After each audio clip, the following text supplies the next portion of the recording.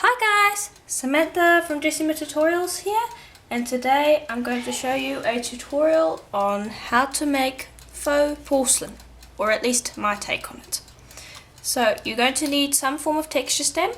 I'm going to be using this Sculpey texture stamp, these flowers, but any texture stamp will work. And you're going to need some clay. And now personally I like using this Pearl White Primo clay, but any clay should work. Just so long as it's a light colour. It does need to be a relatively light colour. So what we're going to do is what I want to do is I want to have the texture on my clay sticking up. So this is a reversible stamp, so hopefully you can see that the flowers over here are sticking up, and if I reverse it then the flowers are indented. So what I want is the flowers to be sticking up, so I'm going to be putting the stamp on the clay this way. Okay, so I'll just stick that to my tile. And now I'm not going to be using water because this stamp doesn't stick to my clay very much, as I've found, so I'm not going to be using water, but depending on what stamp you use, you might need water, you might not need water. So I'll just gently press it into the clay and then I'll roll it flat.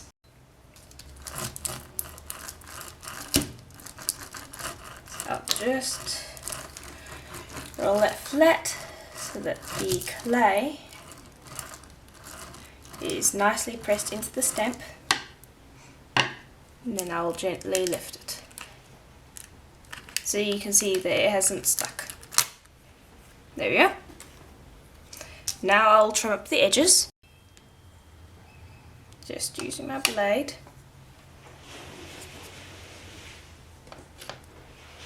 Because we want these edges nice and tidy.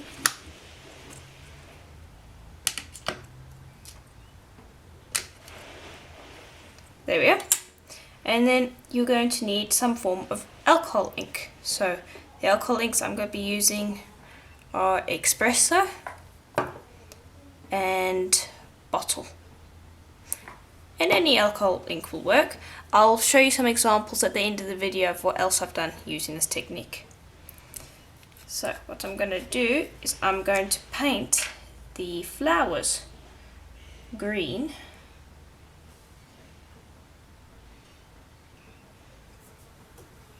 And I like the alcohol inks because it almost gives like this watercolor effect.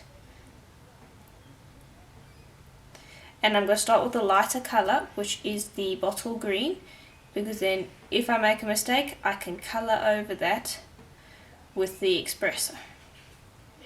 And so you'll just paint the raised areas of the flower with your alcohol ink. And don't worry if it spills over the edge and isn't forming a nice neat line, that's kind of what you want. So I'd carry on doing this until I'd got all of my flowers nicely painted. Okay, so here it is now that I've finished doing the inks.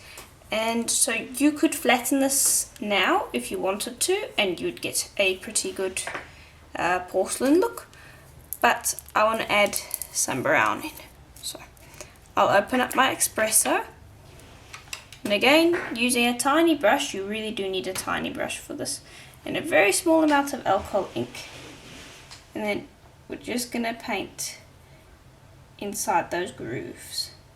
So this is a little time consuming, but the results are well worth it, I think.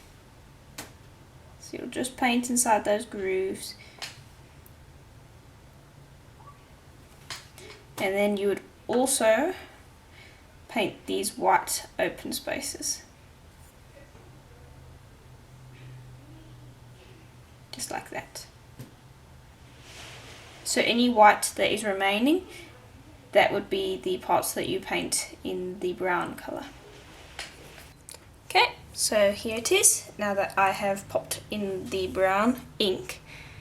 And so I'll just pick this up for you to see, and I'm just going to twist it around. And the nice thing about the pearl clay is it adds a really nice shine to this when it's done. So what you want to do now is let this dry for about 5 minutes or so that your ink is properly dried. It's going to be a little tacky, but you want it to dry as much as you can before you flatten out your piece. Now you can leave it the way it is, you don't have to flatten it out, but I like to flatten out. So I'll bring over a piece of paper, or I think it's plastic wrap. I'll show you in a second so that I can show you how to flatten. Here, it's actually a plastic bag I'm trying to talk about. Sorry, drew a blank there. So I'm just going to gently pat it down to the surface, and what this does is it protects my roller and prevents it from getting all sticky. And I don't put this through the pasta machine either because, well, unless you don't mind cleaning up alcohol inks all over your pasta machine, I wouldn't suggest putting it through because it's going to be really sticky and it's going to leave marks and you're going to have to clean that up. It's not going to be pleasant. So I'm just gently rolling it, and then I can feel through the plastic whether it is properly flattened. So I'll just continue to do that gently until it's nice and flat.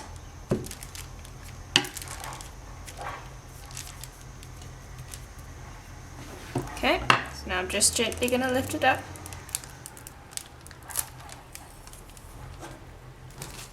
Okay, so there's a few areas that need to be flattened still, so I'll continue flattening it until it's flat. Okay, so here it is now that it's all nice and flat, and so I've decided my name faux porcelain in the beginning wasn't really accurate. It doesn't really look like faux porcelain. I've decided I'm just going to call it my alcohol ink watercolor, because that's exactly what it looks like. It looks like some sort of watercolor painting. So I really like it. Now you can do a few things to it now that it's been flattened out. One thing that you could do is you could bring over a stamp pad and you could maybe put some writing across here. I don't really want to do that with this one, but you could do that. You could maybe add some texture to it. You don't have to have it flat. Maybe you wanted a stone look, so you could put some sandpaper over it. But I want to leave it the way it is because I'm really happy with how it looks. And the thing is, this is going to look really great if you put resin on it, because I'm not sure if you can pick it up on the camera, but it's got a really nice sheen to it because of the pearl clays underneath. So what I'm going to do is I'm going to bring over some examples of what I've done using this technique that I've shown you. Here's one version, and it's in plastic. And if you're wondering where I get the bags for storing my clay, because I always store them in these plastic bags, I buy them for Fire Mountain Gems, and I've done some testing, and the plastic is compatible with the polymer clay, so I keep my stuff stored in these little bags and then I just hang them up on hooks. So here's the same pattern that we used today, except that what I did was in the places where I put the green, I put the brown, and then the green is just in the flower veins, and then I left the open areas white, or off-white, because that's the colour of my clay. This was done a long time ago. Then here's another one. This was done with a pebble stamp. So that one's an interesting look. And then I tried one to create faux porcelain, but I'm not incredibly happy with it. It looks interesting, but it's not really faux porcelain. So I like that one. And then I did make a few beads using those. So here's the one with that pebble stamp. Here's the other one. So I'm quite happy with these ones. And if I twist those around, hopefully you can see that lovely pearlescent look underneath the resin. And then I tried one with the blue one. And this one as well was done with pearl clay. So if I twist these around, hopefully you can see it. There's a lovely pearl sheen underneath that. So those are the beads that I've done using this technique. And I really like it because it's a really soft technique. It doesn't give you a very obvious pattern. It does give you a pattern, but it just gives you a really lovely soft watercolor pattern. So it's one of my favourite techniques to use. So, I do hope that tutorial was helpful to you, and if it was, please do let me know, as that's always helpful to me. And if you don't know already, I do have a website, jessimotutorials.com. My tutorials go up early on there before I put them on YouTube, so if you'd like to see more tutorials earlier than what you're seeing them now, please do check out my website, as they're always there at least about 2 days before I put them up on YouTube. And as always, I hope to see you in the next tutorial. Bye for now.